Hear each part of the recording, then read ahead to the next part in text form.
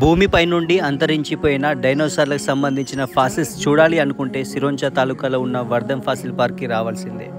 Ticket తీసుకొని park లోపలికి మనం ఎంటర్ అయితే ఫాసిల్ ఇన్ఫర్మేషన్ అండ్ డిస్ప్లే అని ఉంటుంది. ఇందులోకి వెళ్తే ఇక్కడ ఉన్న ఫాసిల్స్ గురించి డీటెయిల్ ఇన్ఫర్మేషన్ అయితే మనం చదువుకోవచ్చు.